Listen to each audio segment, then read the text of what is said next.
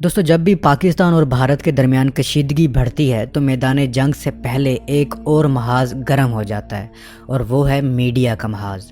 اس بار بھی کچھ مختلف نہیں ہے، لیکن اس بار جو سب سے زیادہ موضوع بحث بنا ہے وہ ہے بھارت کے رافیل طیارے۔ بھارت کے رافیل طیاروں کو یوں پیش کیا جا رہا ہے جیسے رافیل میدان جنگ میں ہر چیز کو روند ڈالے گا۔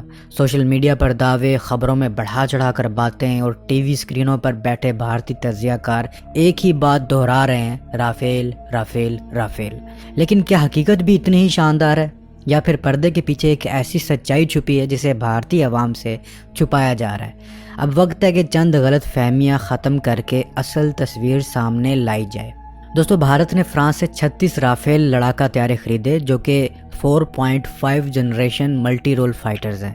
ان میں ایسا radar, stealth design, IRST system, helmet mounted sights اور خطرناک BVR میزائل جیسے کہ میٹیور اور اسکالپ شامل ہیں۔ یہ تمام خصوصیات یقیناً رافیل کو ایک جدید، تیز اور مہلک پلیٹ فارم بناتی ہے، لیکن اصل طاقت صرف ان فیچرز میں نہیں ہوتی ہے، بلکہ اس میں ہوتی ہے کہ آپ ان سسٹمز پر کس حد تک اختیار رکھتے ہیں۔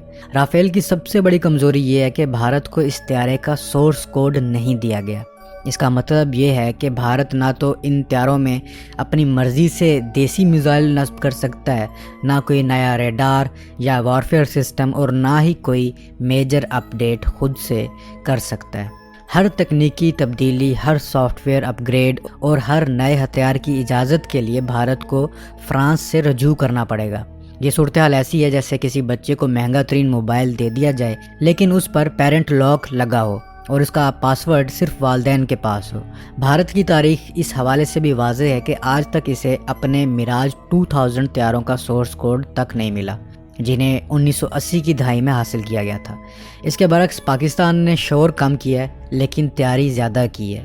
پاکستان نے فرانس یا روس سے مہنگے معاہدے کرنے کی بجائے خود پر انحصار کرنے کا راستہ اختیار کیا ہے اور چین کے ساتھ مل کر JF-17 تھنڈر پروگرام کی بنیاد رکھی۔ آج یہ طیارہ بلاک 3 کی شکل میں جدید ترین ایسا radar, helmet mounted display, IRST اور BVR میزائل جیسے کہ PL-15 کے ساتھ فضاؤں میں پرواز کر رہا ہے۔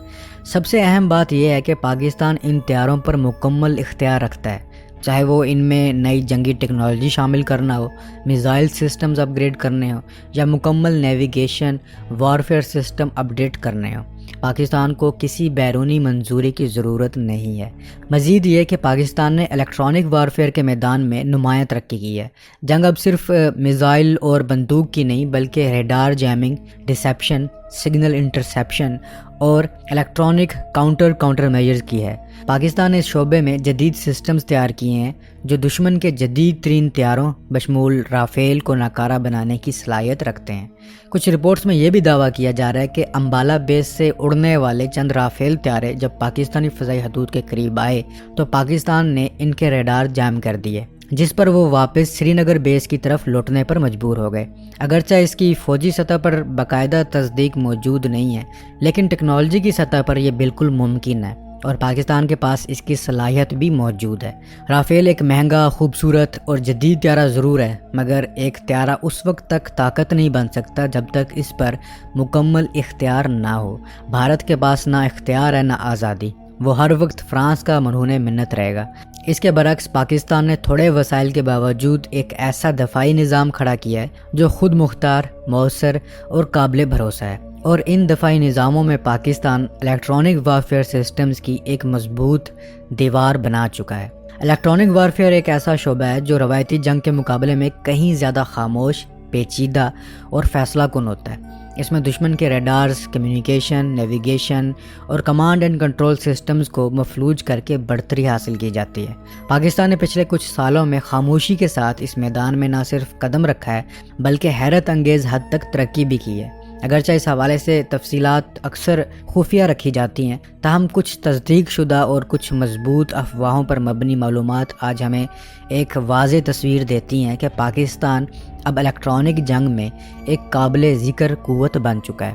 پاکستان کے پاس جو ایکوپمنٹ اور سسٹم اس وقت الیکٹرانک وارفیئر کے لیے جانے جاتے ہیں، ان میں سب سے نمایاں ZD کے AWACS طیارے ہیں جو چین سے حاصل کیے گئے ہیں۔ یہ طیارہ نہ صرف دشمن کی فضائی نقل و حرکت پر گہری نظر رکھ سکتے ہیں بلکہ اس میں نصب جدید ریڈار اور سگنل پروسیسنگ سسٹمز کی مدد سے دشمن کی کمیونیکیشن اور ریڈار فریکوینسیز کو جیم بھی کیا جا سکتا ہے۔ اس کے ساتھ ساتھ پاکستان نے سویڈن سے خریدے گئے ساب 2000 طیارے بھی اپنی فلیٹ میں شامل کیے ہیں، جن میں جدید ایسا ریڈار کے ساتھ ساتھ محدود مگر مؤثر الیکٹرانک سپورٹ میجر سسٹم بھی موجود ہے۔ ان دونوں طیاروں کے علاوہ پاکستان نے زمینی اور موبائل الیکٹرانک وارفیئر اسٹیشنز بھی تیار کیے ہیں، جو سرحدی علاقوں میں دشمن کی نقل و حرکت، ریڈار سگنلز اور کمیونیکیشن سسٹمز پر نظر رکھ سکتے ہیں۔ ان اسٹیشنز میں سگنل انٹرسیپشن، ریکارڈنگ، انالیسز اور ریڈار جیمنگ جیسے فیچرز موجود ہیں۔ اب بات کرتے ہیں ان سسٹم کی جن کے بارے میں افواہیں ہیں کہ پاکستان نے خفیہ طور پر چین سے حاصل کی ہیں۔ ان میں ایک نمایاں نام سائلنٹ ہنٹر لیزر سسٹم کا ہے، جو کہ ایک ground based directed energy weapon system ہے، جسے کم اونچائی پر پرواز کرنے والے یو اے ویز یا دشمن کے الیکٹرانک آلات کو خاموشی سے تباہ کرنے کے لیے استعمال کیا جاتا ہے۔ اگرچہ چین نے اس سسٹم کو برآمد کرنے کی اجازت محدود رکھی ہے، لیکن متعدد رپورٹس کے مطابق پاکستان نے اسے محدود تعداد میں حاصل کیا ہے اور اس کے بعض اجزاء مقامی الیکٹرانک وارفیئر یونٹس میں ضم کیے گئے ہیں۔ اس طرح ایک اور جدید سسٹم جو مبینہ طور پر پاکستان کو حاصل ہے وہ ہے DWL-002 پیسو ریڈار سسٹم، جو چین کی CETC کمپنی نے تیار کی ہے۔ یہ ایک غیر روایتی ریڈار سسٹم ہے جو دشمن کے ریڈار یا طیاروں کی جانب سے خارج ہونے والی فریکوینسیز کو سن کر ان کی موجودگی اور سمت کا اندازہ لگا لیتا ہے بغیر خود کوئی سگنل خارج کیے۔ اس کی مدد سے دشمن کے اسٹیلتھ طیاروں کا پتہ لگایا جا سکتا ہے اور دشمن کو خبر بھی نہیں ہوتی کہ اس کی موجودگی کا سراغ لگایا جا چکا ہے۔ پاکستان نے چینی JY-27A نامی VHF بیسڈ ایسا ریڈار سسٹم بھی حاصل کی ہے جو 500 کلومیٹر سے زائد فاصلے تک اسٹیلتھ طیاروں کو بھی ٹریک کرنے کی صلاحیت رکھتا ہے۔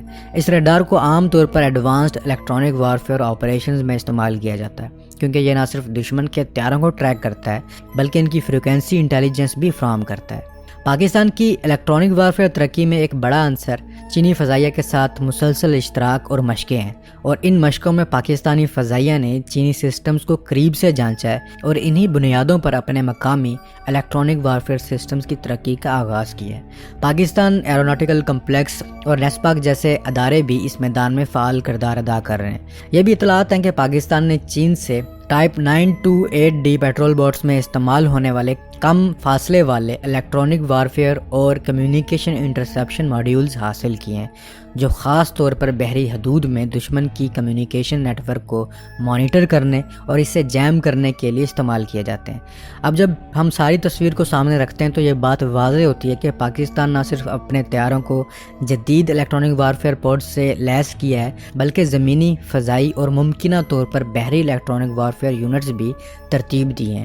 پاکستان کے JF-17 بلاک 3 اور F-16 طیارے اب ایسے الیکٹرانک وارفیئر پوڈز استعمال کر رہے ہیں جو چین سے حاصل شدہ یا پاکستانی ساختہ ہیں، جن کی مدد سے نہ صرف دشمن کے ریڈار جیم کیے جا سکتے ہیں بلکہ BVR میزائلز کی فائرنگ گائیڈنس کو بھی متاثر کیا جا سکتا ہے۔ اگرچہ سرکاری سطح پر ان میں سے اکثر سسٹمز کی موجودگی یا تفصیل کی تصدیق نہیں کی جاتی، مگر زمینی حقائق، مشقوں کے مناظر اور بعض رپورٹس یہ بتاتے ہیں کہ پاکستان اب صرف ایک دفاعی ملک نہیں رہا بلکہ الیکٹرانک وارفیئر کے میدان میں ایک خاموش طاقت بن چکا ہے، جو جنگ کے بغیر دشمن کے نظام کو اندھا اور بہرا کر سکتا ہے۔ یہی وہ خاموش طاقت ہے جو آنے والے وقتوں میں جنگوں کے انداز کو مکمل طور پر بدل کے رکھ دے گی۔ اور افسوس اس بات کا ہے کہ جب دشمن آپ کے خلاف محاذ گرم کر رہا ہو تب بھی اپنے ہی کچھ لوگ اپنے ملک کی افواج، اداروں اور ٹیکنالوجی پر انگلیاں اٹھاتے ہیں، کبھی سیاسی مخالفت کی بنیاد پر، کبھی ذاتی ایجنڈے کے تحت۔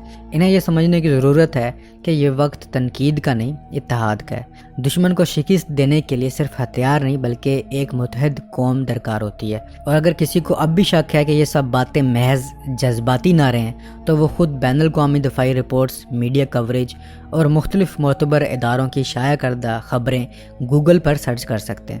وہاں صاف طور پر دیکھا جا سکتا ہے کہ پاکستان نے کس قدر منظم انداز میں اپنی فضائی دفاعی صلاحیت کو بہتر بنایا ہے۔ یہ وہ پاکستان ہے جسے کل تک کمزور سمجھا جاتا تھا اور آج وہ ایک ایسا چیلنج بن چکا ہے جس سے دشمن نظریں چرانے پر مجبور ہے۔ رافیل ہو یا کوئی اور، اگر اس کے سامنے ایک منظم، جدید اور خود مختار دفاعی لائن کھڑی ہو تو وہ صرف ایک شور بن کر رہ جاتا ہے۔ قوموں کی طاقت صرف اسلحے میں نہیں ہوتی، ان کے جذبے، اتحاد اور خود اعتمادی میں ہوتی ہے، اور یہی وہ چیز ہے جو آج پاکستان کو ایک ناقابل تسخیر قوت بناتی ہے۔ تو اب تک کے لیے اتنا ہی۔ Subscribe for more.